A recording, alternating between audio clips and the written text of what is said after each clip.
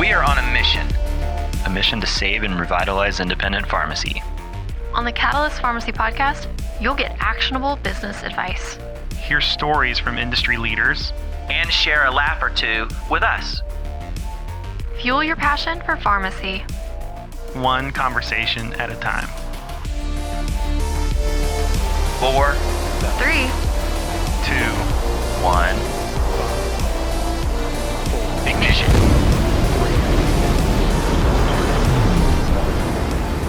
Dude, have you thought about having? You should so totally have a podcast. You're really good.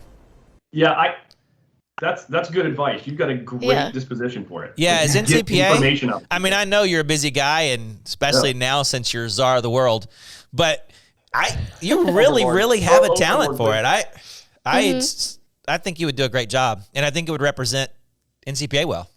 Yeah. Well, see, I think you're buttering me up, but you guys have the edit privileges for all of this, so. I'd say either a podcast or psychiatry. I feel like I could lay on a couch and just open up to you.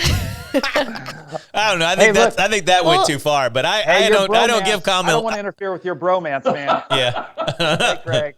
No, I think, Doug, having a podcast in representation, just NCPA alone, I mean, just how powerful that could be. I mean, one of our podcasts was used to help push a bill in North Carolina. Yeah, there was a senator in North Carolina who saw our podcast and actually sent us for advice on a bill with pharmacy. Just imagine if, Doug, you had your own podcast and you're talking to other independent pharmacies and their struggles in their state and just the change, the opportunity. To be honest and sincere, you have a skill for this, and it's such a cool side of you that a lot of us don't get to see, because we get to see the suit and the persona that we see at the trade shows and stuff. I really think it would do well for you. Mm-hmm. Yeah. No, you mentioned again. I'm supposed to be interviewing you guys, but sorry. Since we're down this rabbit hole a bit, you mentioned in the very first, when you guys interviewed me back in October of last year, that and you seemed very sincere. I took it as very sincere that.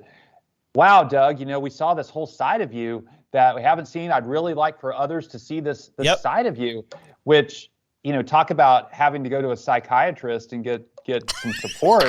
I'm like, so what side has Jeff been seeing the last 5 years? Business. Yeah. Yeah, because I thought that was just me, although, you're drawing out stories about my fanny pack. But I love the fanny pack. So let's sober up here, folks. Let's sober up. I love the term community pharmacy, right? Pharmacy in the community, but the big guys have stolen that from us, right? They're community pharmacy too, right? And so then we have this independent pharmacy. But that sounds, we don't want to be independent. We want to work together. So we need a new term, like entrepreneurial pharmacy. Or I wish we could come up with a new term that they couldn't steal to represent what we're doing. But privately held, that's one that privately held. Yeah. Yeah. I mean, it doesn't roll off the tongue. Privately held. Yeah. I mean, I wouldn't say they've completely. I don't give in to them stealing it, because you push back. Yeah. Oh, absolutely. I mean, and I still, when I talk to whether people who've been in the industry or even people outside, they'll say, like talking to a legislator, he or she will talk about community pharmacies versus the chain stores. Mm-hmm. So it's not, we're so close to it that we hear the big chains trying to pirate community pharmacies, pretend they're neighborhood stores. But I don't know if the rest of the world has made that transfer, that transition yet. I still think community still says. So your advice is let's keep pushing. Let's keep pushing community as independent. I like that. I'm always open to something different or better. I just wouldn't completely give up on community. I think, but if we could, have something that better said, these are privately held, small business owners, entrepreneurs, that if we could, have a word that said that was universal, I'd be all for it. But if two thoughts, maybe we're not labeling the chains. Yeah, I was going to say, they need a new name. A big box pharmacy is really what it is. The second is, if I'm a patient, maybe third thought, I'm not sure I care whether it's privately held. What I care about is the care that I'm going to get at that pharmacy, and how do we brand it that it really focuses on the difference in Right. care The that care we're that I'm providing. getting at my local neighborhood pharmacy. Yeah, this the vision. The thing I think I would care about is that the person who owned that pharmacy lived in my community. Yeah. That that they live here. The person who owns it and decides how the profits get spent. Yeah. I don't know. Well, and I think also to Craig's point that what the WIFM equation, what's in it for me, which drives a lot of people's behavior from a consumer standpoint, the personal care versus I refer to chains a lot of times as the assembly line healthcare. That if you want healthcare on an assembly line where you're just doing the same thing over and over and over again, they actually do a decent job. I mean, McDonald's does a decent job. McDonald's does a great job pumping out hamburgers.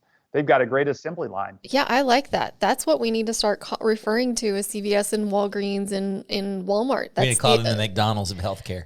It's the assembly line. How healthy is that burger? It's assembly line. It's not community. It's assembly line healthcare. It's not community pharmacy. It's not community pharmacy. And, there's some good people that worked at those places, some good pharmacists, but yet, they've got their hands tied with a lot of things. But one of the things in this program you're talking about with the $10 example, or it's not an example, it's a real example. So that's been tried before and for years and years. But the missing ingredient where I think you guys are hitting on something is that it's in workflow. It's in workflow. And then also you have the Ecare Plan for the documentation. You've got that. Talk about, is that simple? Because that's the barriers have been these programs, lack of workflow. You got to get out of workflow into another system. It's a pain in the backside. And then the documentation is a pain. Yep. So how's your system overcoming some of those barriers from the past? One of our goals is that the Ecare Plan is an exchange format. If I have to think very much about an Ecare Plan as a pharmacist, I haven't done my job. Right? You look at early implementations of hospital and healthcare technology, and they just kind of computerized the forms, right? And they didn't take advantage of the fact that this same data is on 2-3 different places, et cetera. And so we really try to make, even so that we got some pushback from clinical pharmacists in some of our implementations of like, that wasn't hard enough. Right, I needed to. Where did I have to open up the Ecare Plan and edit it? Well, no, you just do your job, right? You write in your comments about what you did with MedSync. You put in your this kind of stuff and this kind of stuff, and that just happens, right? Well, that kind of thing did happen. CPSN actually called a pharmacy, and they're like, "How are you submitting so many care plans?" And they're like, "We're just doing MedSync." No, they were like, "We didn't know we were submitting. Were submitting care plans." No. And that's the kind of, the care plan just needs to be a format of interchange of data. What we need to do is just like that. We talked about the form prints out that point of sale tells the pharmacist to review it with the patient. They review it with the patient. They click, yes, I did it. There's an Ecare Plan got created that said what happened, when it happened, who it happened with, that include the patient's current meds, all that kind of stuff, and that they picked up that zero fill script. Boom. And, we're even doing some stuff where you can define the routing of that can say this type of Ecare Plan this guy over here gets, and this type of Ecare Plan this guy gets, and this kind of Ecare Plan this kind of gets. And so a lot of the competitor technologies went with this concept of, I'm going to go build a care plan, right? And rather than the system's going to build a care plan. I think there's a couple additional things that we're doing that make it different, right? So I told you we were investing in kind of the next generation claims engine. Well, why are we doing that? A couple of reasons. One is that gives us an ability to target patient populations much more rapidly than we could if we had to rely on somebody else's switch to do that. And then you plug that in to the workflow and what Jeff's talking about on the Ecare Plan is, I think, really important. The other piece that Pioneer has really innovated on that you're going to see move across to the QS1 base is then integrating that into the patient messaging as well. And I think that becomes super important as you start trying to drive adherence behavior to these different patient populations. Yeah. Sometimes the right solution is going to be messaging, sometimes it isn't, but it's all got to be driven back into workflow. And the pieces of the puzzle that we've been trying to integrate over the last 9 months are those 4 pieces. Those are great points. One Jeff, you mentioned that the pharmacist who said, hey, it's not enough. I didn't have to write it. It wasn't hard enough. Make it harder for me. I think that's a great point and really an opportunity for RedSail, for NCPA to help reprogram some pharmacists. Yep. Pharmacist thinking, because we were trained in pharmacy school that, in order to be on the healthcare team, we have to be overachievers. And so we have to write 13 pages of notes. Yep. And I'm exaggerating with that, but you get the point. Whereas you see what a physician writes, he or she writes, 2 sentences. And so I think that's a reprogramming that some pharmacists need to have.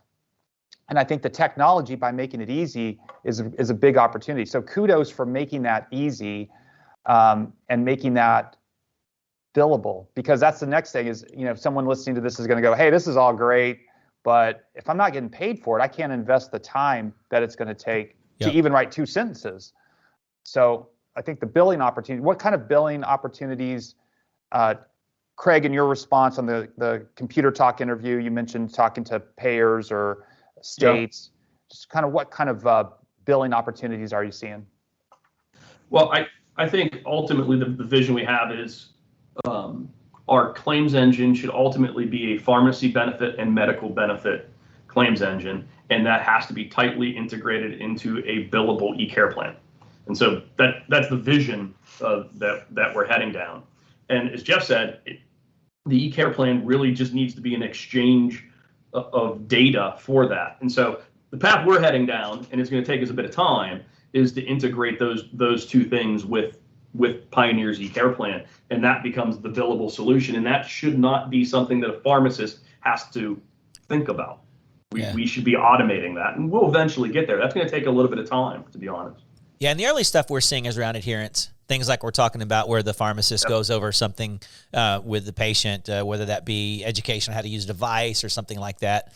Now, a lot of the innovations in billing and some of these are happening regional, and they're happening with people like we let CPSN is driving that. So there's kind of a 2-direction thing going on there, and we're being an enabler for that. If you look at the number 1 vaccinating CPSN pharmacies were Pioneer. Pioneer CPSN pharmacies by far blew away everybody else on vaccinations. And anytime they're coming up with new programs, we're usually the first ones out of the gate to assist with those programs, get an Ecare plan set up for that, make sure it gets distributed to the right person, follow through to make it simple. But as we look at future programs, what do you think about future programs, Kraig? One of the things we heard from CPSN is on a lot of those things we want to work through them. They want us to create the technology to enable them, not to do that instead of them.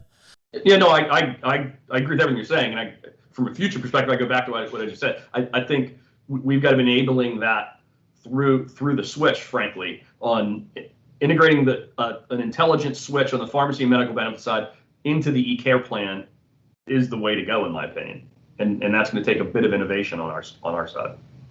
Can you guys talk about CPSN a little bit so I know Pioneer, QS1, RedSail have been great partners of CPSN. Yep.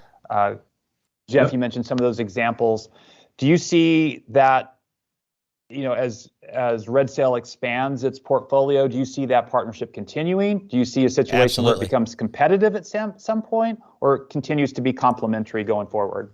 Yeah, I hope if it gets competitive, you call us out. So yeah, totally. No, we would. Absolutely. Yeah, no, we totally would. But is that a bad thing? If it's competitive and you're providing something better, the CPSN, what it brings is its own. It's basically owned. I mean, we own 50%, but it's basically owned by the pharmacists, right?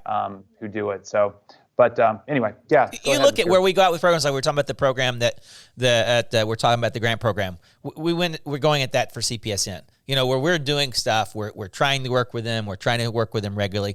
You can see where people in the past have hit the easy button.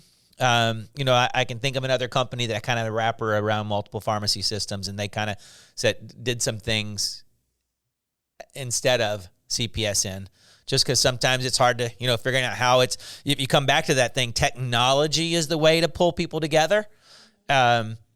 With CPSN, though, that Ecare Plan really helps. And a lot of them, almost 40 to 50% of CPSN people are on PioneerRx.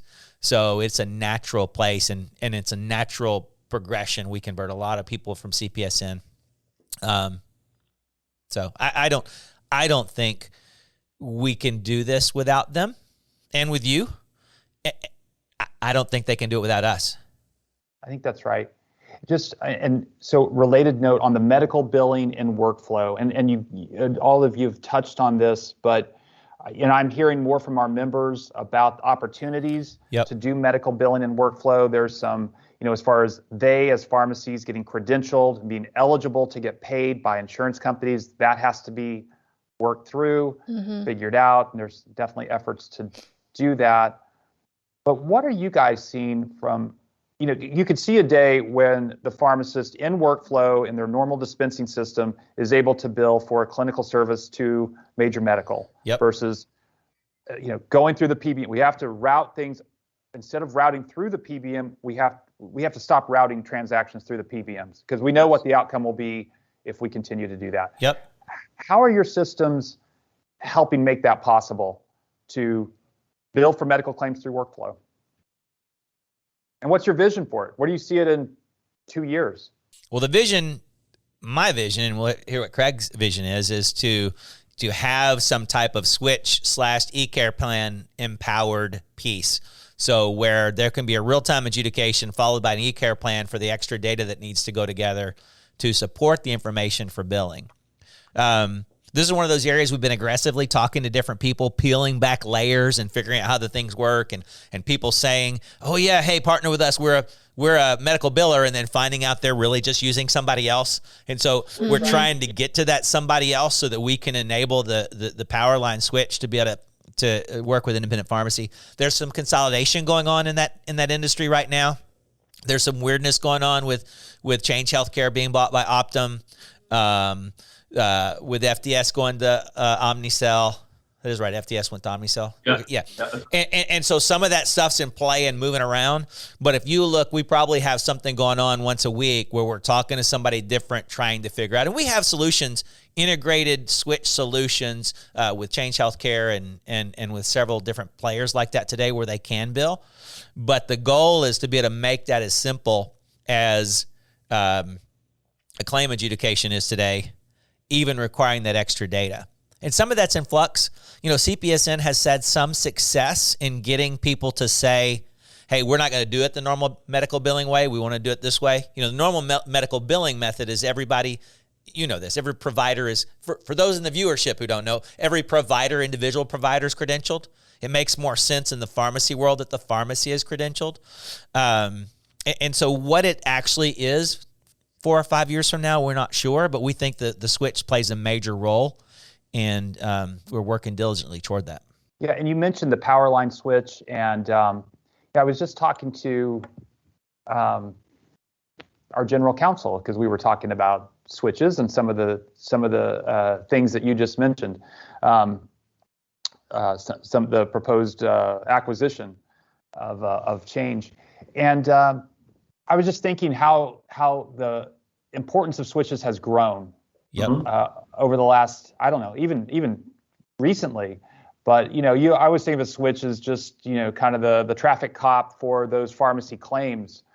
But now the data from the switch can predict, short of medical claims data, can predict risk for an insurance company, among other things. So it's got a lot of value. Can you talk about how Powerline or the switch in RedSail, some of your plans for it, and how it's and just maybe just how switches have evolved over the last, 36 months. Yes, well, so the market has evolved much more rapidly than the technology has evolved around the switch, and so our view of Powerline is, as I mentioned, we haven't commercialized or publicly commercialized what I characterize as Powerline Gen 2. We're piloting that within some Pioneer sites right now, and we did that because we think the intelligence of the claims engine, i.e. the switch, with newer technology can be much more effective for pharmacies and for lack of a better word, the ecosystem. So our view is that we're aggressively investing in it, and you'll see over the next 6 months us coming to market within our base, within the RedSail base, what I'd characterize as a smart switch. And I think over time, I link it back to Jeff's comment on med billing. Over time, that either integrates or becomes its own pharmacy and smart medical benefit switch for RedSail customers. And it's a lot easier for us to fully integrate that into the Ecare Plan, which we think becomes frankly really important over time. So it's an area that we're actively investing in, not only because we think that our customers will benefit from it, and we think the technology hasn't really been invested in as much as it could be over the last 20 years or so. But the market's really, really changing. I think demanding, particularly for the independent pharmacy, we're going to have to make sure we've got a solution that isn't owned ultimately by the large payers or other large players in the market for the independents. Yeah, when we switching isn't super expensive, as far as on a wholesale level, and as when we went into this purchase with RedSail, one of the things that we were like, are we going to do this or not? Are we going to have a switch? It needs to be rewritten. There's some opportunity there, but is this really just, are we selling water? Do you really want to be in the business of selling water? There's a lot of people selling water. What's going to be new about our water? And I was even real skeptical. Kraig came in pumped up about that when they were looking at buying us. Oh, this is a big opportunity. Okay. And I was skeptical. But then with the Change Optum thing, and people started coming out of the woodwork saying, hey, I don't want them having, I don't want them having my data. Hey, what about this Powerline thing? Then we said, hey, we may have to build an independent pharmacy switch, something that protects that the data is going to be just as important as these other things we try to do with technology, and we're going to need to hide this. And Powerline today, and then I learned, Powerline switches 96% directly to PBMs, so bypassing, where that data would go to end up in Optum. And I think you're going to see a time where you're going to have some players, whether that be Troy or somebody like that, who are going to choose to not want to be connected to those networks, that they're going to connect us. So it's one of those two things that led to some opportunity, but it also led to some kind of duty where it was something needed to be done. EHR vendors. So we're talking about medical billing and EHR vendors, just EHR systems. And maybe every pharmacy owner, maybe every viewer knows what an EHR is and what it does and how it affects them. But let's assume that they don't. Could, Marsha, Jeff, Kraig, could one of you just what's the basics? What is an EHR, and why should pharmacy care, or should pharmacy care? Kraig, you probably have the more EHR experience. I think Jeff's done a lot of the talking. I think Kraig should answer this one. Yeah, no, I'm good. I will, and I want to link it back, Jeff, to your vision of Ecare Plan, because I think it becomes super important. So your electronic health record, in its simplest form, it's the system that most providers use to document their clinical management of your care, and then when a patient's in a pharmacy, you would love, in a dream world, when they're in a pharmacy or that patient's in with a provider, the record of their care, whether it be in the pharmacy or at their provider's office, to be ubiquitously available. And to date, that becomes a challenge because all of the EHRs, if you're in the health system world, if you're the primary ones being Epic and Cerner, or if you're in the long-term care setting, there's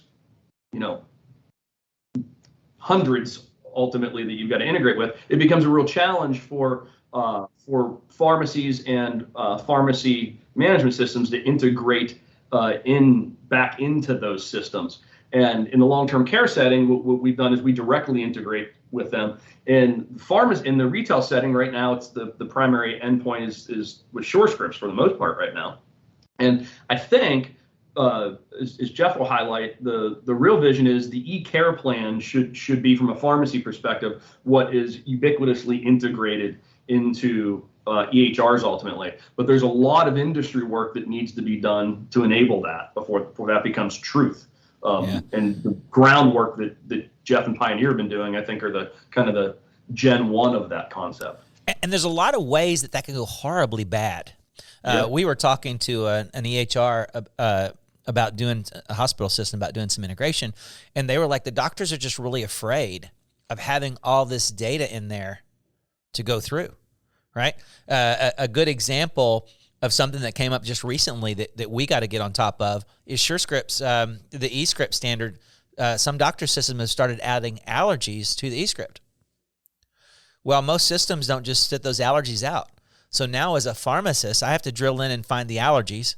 I got to somehow, today that's in a different area of the system that lists the allergies than when I'm data entering from an eScript, and see if the allergies are right that I have, that the doctor had, okay? And now, so now I've got this, hey, anytime I get a new script, I need to drill in and find if the doctor happened to put allergies there. A lot of times they're not there. See if they're there. The nomenclatures aren't always the same. One might be FDB allergies, one might be Metaspan, one might be some kind of national standard. If the doctors are different, if I have 2 and they have 3, are they right or I am? And so now you can imagine if I didn't look that up and check that every time and some patient has a problem, and maybe the problem's something totally different, but it looks like, well, the doctor had 2 and you had 3. Did you do anything about it? You show sloppy workmanship. And so there's a piece we're going to have to do very, very fast as this information starts becoming ubiquitous in not just killing our healthcare professionals with this, I've got to look at so many different things and compare them. We're going to have to do it with technology to compare that data. And we think of a good opportunity for the pharmacist to try to be the central person to try to have technology that consolidates that information for the prescriber, so the prescriber doesn't have to look at data coming from 40 different places. But this could be a huge problem if done poorly. And historically in healthcare, we do it poorly first, right? Before we do it right.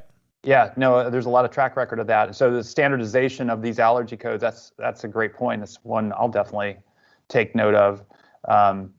It feeds into, so I got a letter was forwarded to me from one of our members from a health system, from his local hospital. And it was clearly written by an EHR vendor. And the letter said, hey, pharmacy owner, we want you to give us your data because it's the right thing to do. And so we want you to give us permission to have access to your data. It was an EHR vendor that I was had a connection to, so I forwarded the letter to them and said, how can we make this bi-directional? So that's great, right. I suppose, that you want the pharmacy's data, but will the pharmacy have the medical data?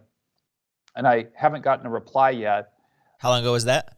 Too long as far as a reply. Yeah. Well, and that's the common thing that we see with any type of integration partner that we begin to work with is they want to have a one-way conversation. They're not willing to share. They're like, give us your information, share with us. And then it's like, okay, well, can we have this too? And a lot of them have come back and like, no. So Doug, this is where the scale matched with technology, I think, starts to become important for RedSail. So that individual independent pharmacy having that conversation with the EHR vendor is going to have a really difficult time. If RedSail's working with you, and NCPA as an example, and we have a technology standard that we could offer to the market, and we're able to say, with these 10,000 pharmacies, we're happy to do this with you, Mr. EHR vendor. We're happy to, but it's going to be bi-directional. Right, it's got to be reciprocal. Or we're going to do it with some other EHR vendor. The conversation has a bit of a different opportunity for the independent market, and I think that's kind of, if you go back to Jeff's theme of independent pharmacy's dead, long live independent pharmacy, and you've got to figure out how to act a little bit more like a network at times if you're going to influence some of these larger market players. I think this is a really good example of one. And how to make it easy to work with independents. Again, that's a running theme that, hey, we may have to give up a little bit of our independence to gain greater authority and influence. And an example of that is EScripts had as a med history data feed. And its primary purpose is ambulatory setting that patient shows up, maybe they're unconscious, whatever. The doctor has access to that, what that patient's actually picked up, not what was prescribed, but what they're actually getting. You have pharmacists who don't want them to have the data.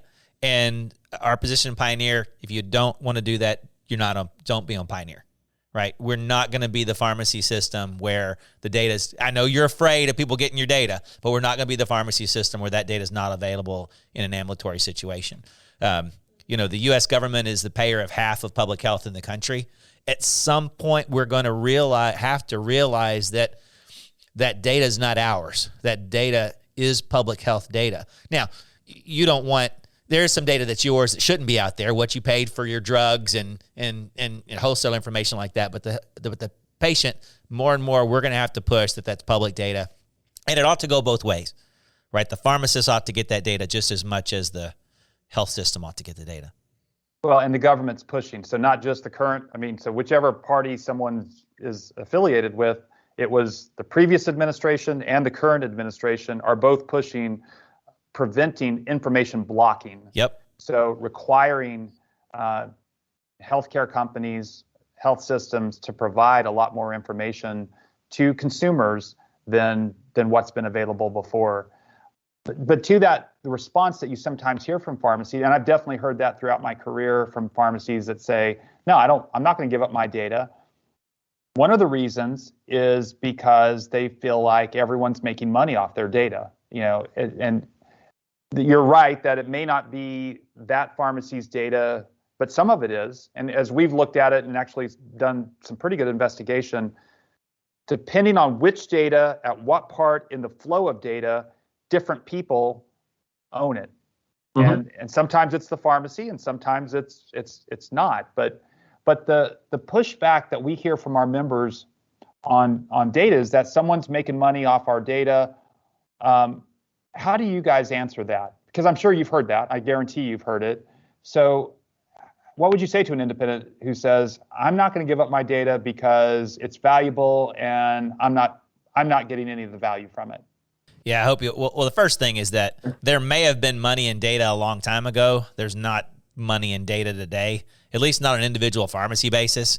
If you could find a place to market your data, you might make $10 a month. There's not the big value of your data is the value to public health and the value to that patient's, safety. And there are people making money on data out there, but they're providing intellectual property to it.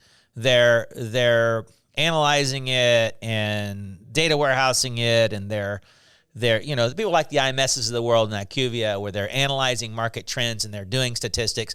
Other people have tried to compete with IQVIA. There's other companies that do that, but IQVIA does it really well. They do a really good job of how the statisticians work and provide and help estimate markets in pharmacy and things like that. So I think that's a thing they're going to have to.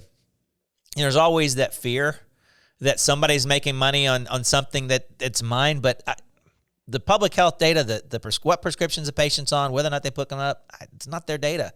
It's public health's data. I'll be a little bit more blunt. If you're that hypothetical independent pharmacist and that's going to be your view on data, you're not going to be an independent pharmacist very long. That's what I was about to say. At least not a profitable one. Can we run a business making a living on the data you've got to provide at IQVIA? You don't have a very good technology business very long. That's where you make your money. Now, where we can make our money with pharmacy data is by taking that data and trying to use it to create these clinical adherence programs, which generates revenue for pharmacy. And sure, we'll make some money on that too. I hope everybody wants us to, because that's how we're going to invest in the innovation to improve adherence.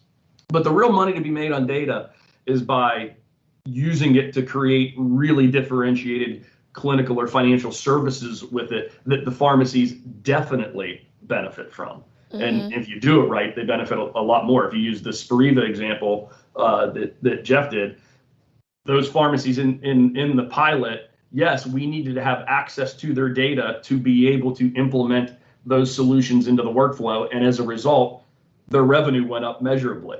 And you forego that if you want to be that conservative on the data side.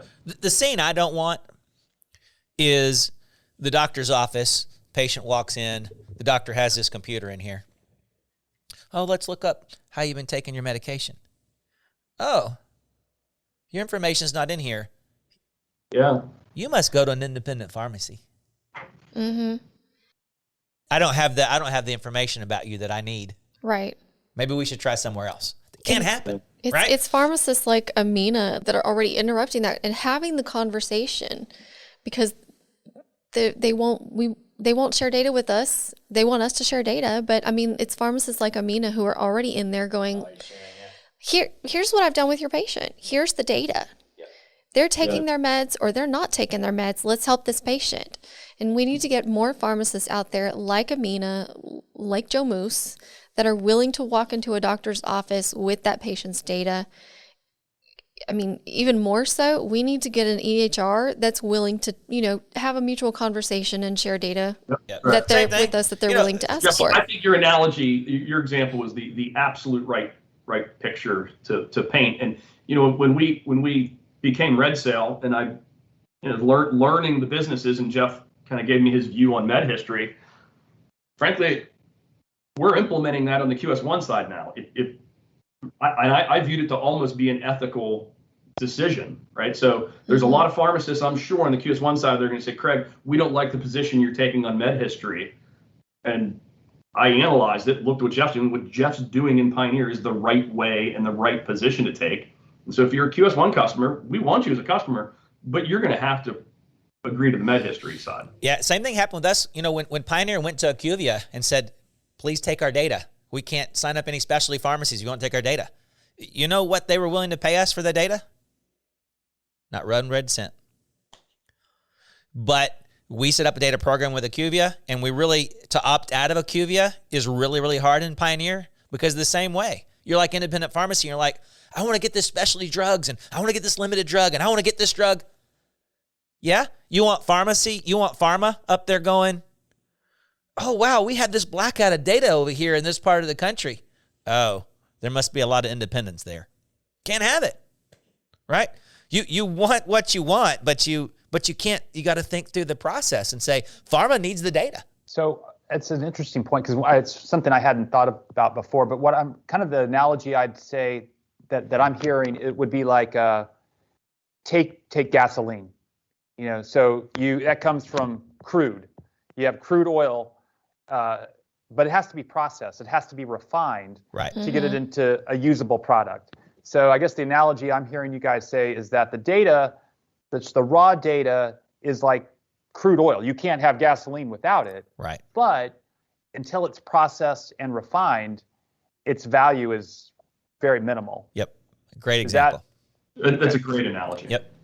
That actually helps me. That's wonderfully said.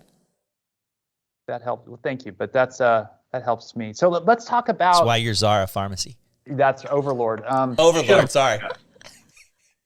I mean, some even say God, but that's probably a little overboard.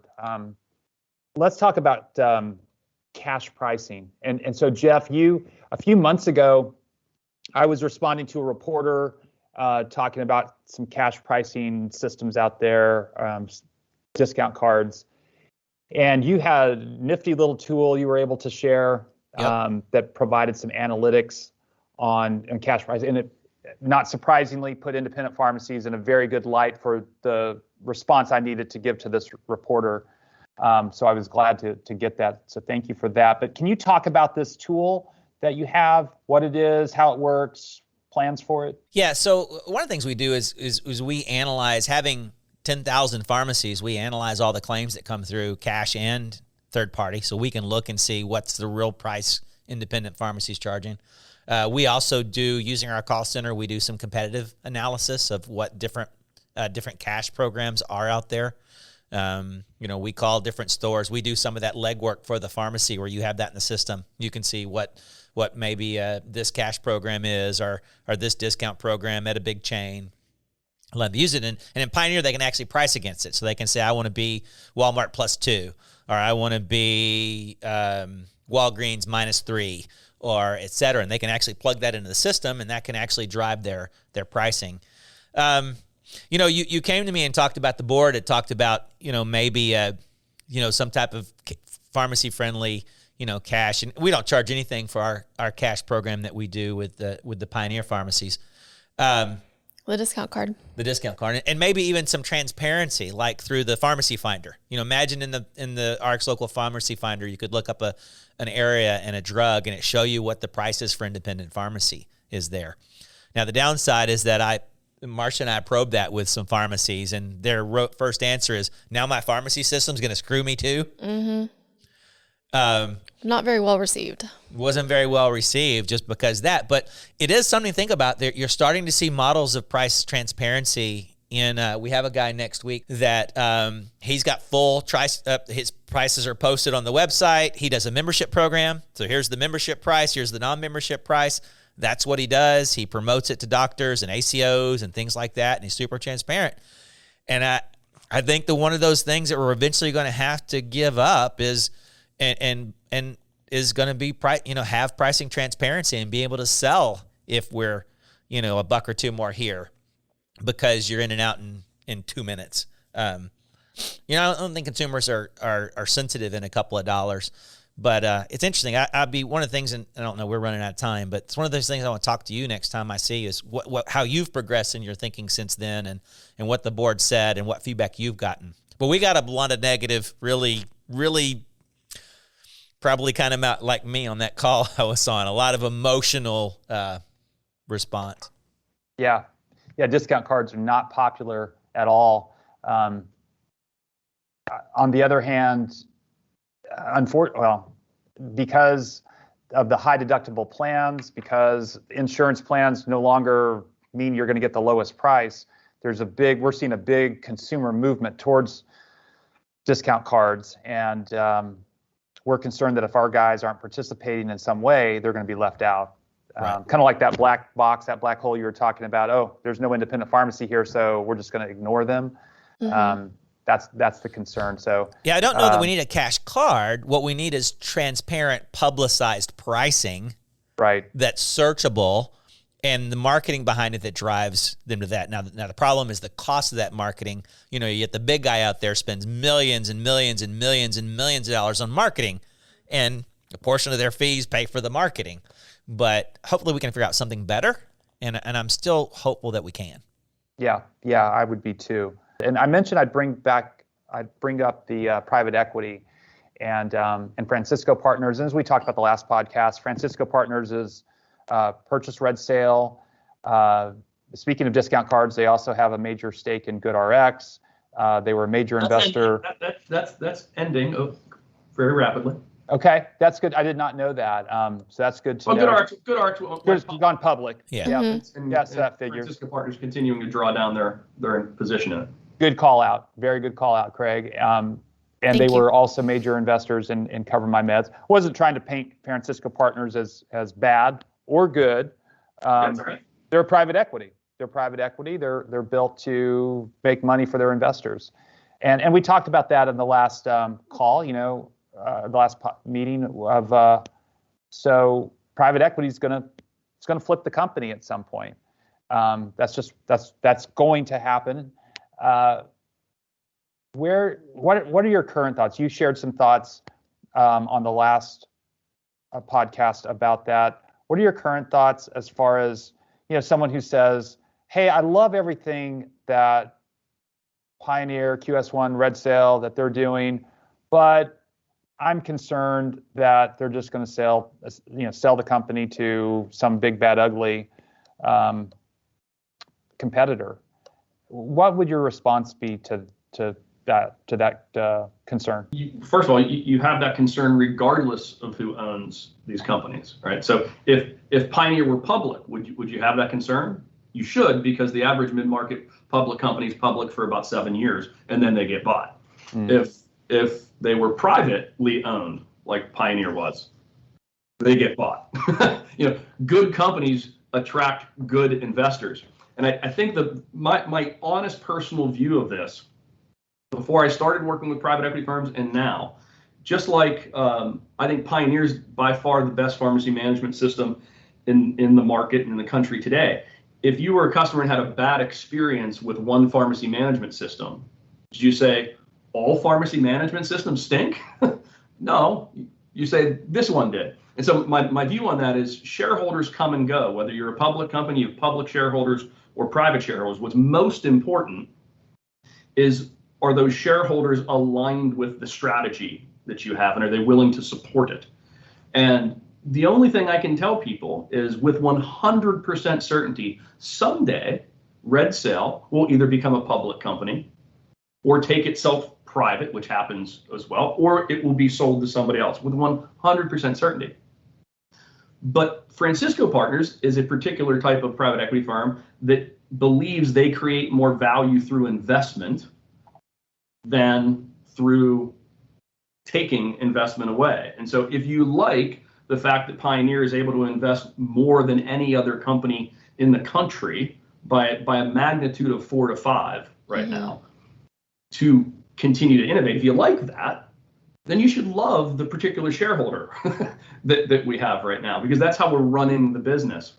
And so I don't spend a lot of my time, I honestly don't spend a lot of my time worrying about who our shareholder is. Shareholders come and go. I worry about the employees that we have, the customers that we have in our strategy. And I can't try to oversell that, I guess, is my honest answer. And one of the things Francisco Partners always, and Kraig, and we have these discussions, and not really thinking about selling. You want to run the business like you're going to run the business for 20 years. Yeah. Is that Francisco Partners, especially Kraig, and this is a Kraig thing as well. This is Kraig thing as much as more is amplified, even more so than Francisco Partners. Really believes in selling well. And when you do that, you have a better chance when Francisco Partners goes to buy the next guy that's from an owner who created it, whose heart's in it, like the Dixons was, who wants it to go to some place where it's going to do the best. It matters what happens now. It matters what happens when you sell. Right. And so you have to sell well, and sell well means the right thing for the market, for the employee, and for the owner. So I can't tell you that the things, it's possible it goes, we're doing IPO readiness as a possibility for a public company. I'd like to think if we did a public company, we could do it differently than the next guy can. Public companies can raise capital better sometimes than non-public. Kraig will tell you he's not going to run a public company. I'm going to have to, but that's very true. But you spend far less of your time running the company when it's public. But I can tell you there's a dramatic difference between private equity companies, and certainly a dramatic difference in the ones. And great example, just like our business the people who own this building are selling it to a new owner today. And the existing owner's strategy was a cash cow plan, right? You buy a property, you invest in as little things you can, and the elevators are always broken. That's just their strategy. And that strategy's hit the end of its life, and they're selling to a person who's going to come in and invest $50 million.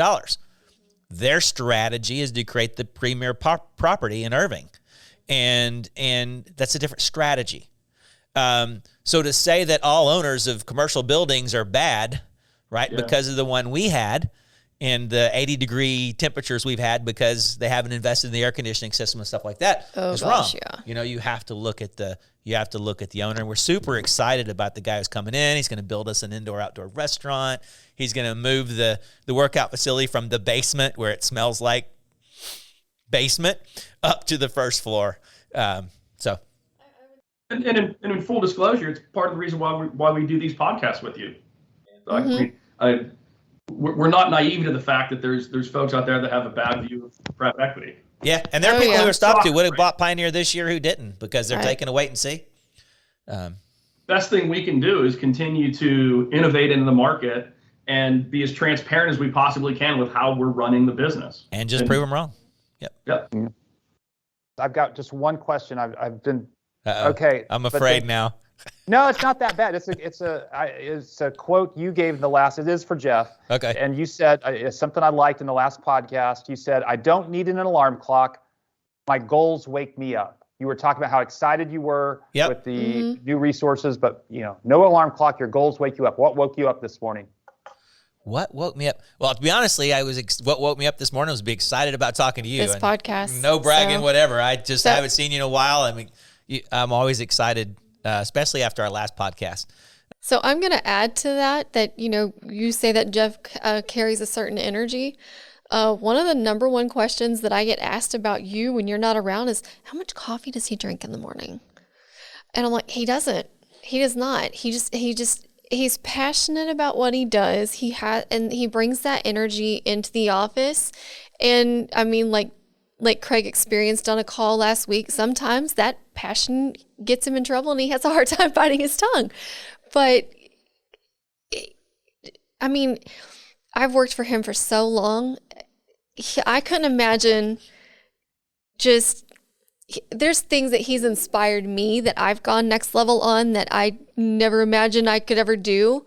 And it's an amazing energy that he brings to the company. And I've also seen it in Kraig, in the little doses I've gotten here and there. But we love what we do. And I don't know how better to say it. We wake up and it's like, there's times I call Jeff on the way in. I'm like, I had this idea. And we start working through it, and he's like, all right, I got to go. It's Kraig time. And so. Yeah, that was this morning. But, I couldn't imagine in the other places that I've worked in industry-wise, just never had the passion that I have with healthcare in what I'm doing. Yeah. And there's that risk. Independent pharmacy is a risk. It's either going to succeed or not succeed because of us. And that thing that gets me excited this week is really thinking about that, bringing them together through technology. And how do we do that? What are the components of that? How do we talk to them? A way to, we're working on some technology. It's kind of, well, you tell you the name, it's called Convo, that we're going to offer to the industry Teaser. for free. To help bring everybody together in a communication, right? Because one of the things that I thought from the last time that you talked in our innovation meeting was, hey, to bring them together, we got to have a common way to find them, and we got to have a common way to talk to them, right? And email is not the way. So those are things I'm excited about. I mean, the number I'll one leave it as end a game tease. the number one end game is how do we save patients' lives? Yep. And how does independent pharmacy do that better than the next guy? Because without independent pharmacies, RedSail doesn't really have a company, does it? That's absolutely correct. Without a healthy, the value for the investors of RedSail is dependent on the health of independent pharmacy. Absolutely. Yeah. And independent pharmacy's dead. Long live independent pharmacy. So the whole point of this podcast was for you to hold us accountable for all the things that Jeff and Kraig said back in December. So you've already given us a kudos. So what would be our grade for the last 9 months? So the grade from me doesn't matter. The grade from your customers is what matters. But you're the god of pharmacy. You're the. So I did, I did do some homework. I didn't do a survey, but I did, obviously, before this podcast. How's it going to people using Pioneer and the QS1 systems? And I would have started out with complaints if I'd heard them. Believe me, I would have, but I didn't. I heard good things. I heard positive things. I didn't hear. I'd give you a grade just because I'm a tough grader. I'd give you a B+. But look, that's not a final grade. So subject to change. But no, the folks I talked to said, so far so good. They like the investment. They were telling me that they have not seen any deterioration in the Pioneer performance, which was already high. They that QS1, they've seen some enhancements to that system. They probably less focused on some of the medical billing. To me, more the future, the vision. But as far as the blocking and tackling of a pharmacy management system, again, I think the enhancements on QS1 is probably the major thing that stood out. And other investors, private equity, have come in to other companies and they saw deterioration of the product. They saw lack of attention to the platform. They saw key personnel departures, and none of that's happened so far. And hopefully it won't happen. So if you guys want to keep on having these and have these accountability Absolutely. partners, Absolutely. part of your We bromance do. parties, Yep. let me know. Yeah, I we think, do. and I think you should do a podcast and hold other people accountable. But it was good. Yeah, not everyone is as open to kind of Yeah, putting that's it out true. there. Yeah. So, Yep. but yeah, so the podcast thing, maybe you'll see something like that in the future. Teaser. Yeah. Nice. Marsha, you're trying to close us out here, man. If we I can play, know. if we can play a part, Doug, we'd love to. In that. So So is that honestly. an opening for us to do this again in 3 months, 6 months? Let's do it in 3. I think it went Do too it in long this 3? time. Yeah. It's too long. Yeah. Okay. 9 was for sure too long. Are you good? Well, I mean, it was going to be 6, but we had some technical difficulties. But so 3 months. Kraig, Doug, you in? I'd say if the viewers are interested, I'm game. All right. All right. Good answer. I'll get you the statistics. Bye, guys. It's all about the Bye. members. Thank Thank you. All right, take care, Doug. All right. Bye. See you guys. Thank you for watching the Catalyst Pharmacy Podcast. If you enjoyed today's episode, Please like, subscribe, and follow us wherever you get your podcast. Give us a 5-star rating on Apple Podcasts to help us reach more pharmacy professionals like you.